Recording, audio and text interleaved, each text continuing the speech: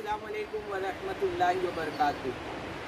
So dear students, welcome back to this online lecture series of Hera English School Standard 9. In the last lecture we had discussed about classification of plants. I told you today we'll start with classification of plant, the first lesson of Science 2, Standard 9. So first we'll understand what is the meaning of classification. Before we start with the chapter, we must know what is the meaning of classification. Classification is a practice, it's a method in which we group the things. Okay, there is grouping or identifying the things or the organism on the basis of the similarity and the differences. So when you group the things together, you bring them in some systematic order, which is called as classification. And in biology, classification refers to taxonomy. When the living groups or the plants or the animals, you group them together on the basis of the similarities and the differences, it is called as taxonomy in biology. So the purpose, we must also know what is the purpose of classification. The purpose of classification is to understand the things systematically, and for our convenience, if you study any group classification, you come to know all the organisms which come under that group. Okay, so it becomes very easy for the learner, for the students of science, when the groups are made of the living organism, of all the plants or any other things, you read them. When you study the classification and the characteristics, you come to know all about all the living organisms which come under that group. Okay, so this is the advantage and the purpose of classification, that is convenient to study. Now if we come back to classification of plants, because we know that plants are the living things, so we must first understand classification of living organisms, how living organisms are classified and on what basis they are classified.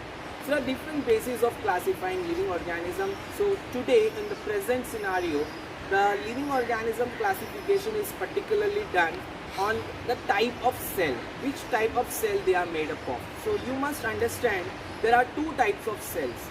One is called as prokaryotic cell, the other one is called as eukaryotic cell. So what are prokaryotic cells?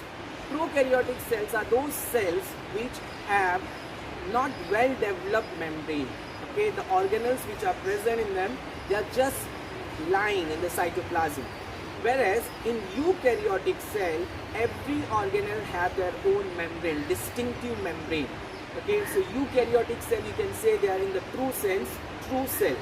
Okay, so this is the difference between prokaryotic cell and eukaryotic cell, which is the first major, you can say the basis of classification. Now next comes second basis of classification of for living organisms. So remember this, we are discussing about living organism classification, and then we will come to plants. So second important criteria for classifying living organism is the presence of unicellular or multicellular organism. Whether the cell is, whether the organism is consists of one cell or multiple cells. So on that basis also living organisms are classified as unicellular or multicellular organism. Then the third criteria comes whether the mode of nutrition, okay, whether the mode of nutrition is heterotrophic or autotrophic. So if it's heterotrophic, we know about heterotrophic are those which depend on others. Okay, autotrophic are those organisms which have ability to synthesize their own food. Again amongst them comes those organisms which are with cell wall or without cell wall. Okay, this is also the next criteria for classification, with cell wall or without cell wall. So there are some group of organisms, which they are multicellular as well, but they are having no cell wall, like just like animals. Okay, so they are without cell wall. So this is how the whole basis of classification is. And then there came the major 5 kingdom classification, which was proposed by Robert Whittaker on the criteria of all this which we have discussed now. Robert Whittaker, he divided living organisms into 5 kingdoms. So we are going to discuss those 5 kingdoms today. Okay, and under which criteria they fall. So the first kingdom which Robert Whittaker proposed for the living organism was kingdom Monera. Okay, it comes under prokaryotic type of cell. Kingdom Monera, prokaryotic. Then eukaryotic. If we discuss about the next kingdom, second kingdom, kingdom Protista, it comes under eukaryotic cells. Okay, eukaryotic. As I said, eukaryotic cells are those cells which have well-defined membrane in them. All organelles are distinctive and they have well-defined membrane. Then comes multicellular organisms. Okay, among the multicellular organisms, there were with cell wall and without cell wall.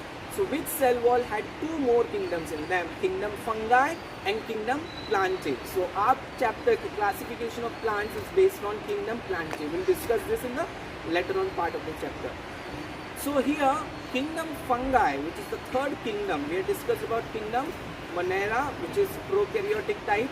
Then we have talked about now kingdom Protista, which is a eukaryotic type, but it's a single cellular organism. All the organisms come under this kingdom is of single cell. Then third one, kingdom fungi, which is multicellular but with cell wall, but they are heterotrophic in nature. Okay. Then the fourth one, kingdom plantae, they are also with cell wall, autotrophic in nature. Their mode of nutrition is autotrophic. And then the fifth kingdom, kingdom Animalia, which is without cell wall, they are heterotrophic in nature and they have mobility in them. Okay, so this is how Robert Whittaker proposed the living organism, proposed 5 kingdom, classification of living organisms. So I hope you have understood in the tree diagram which was shown to you.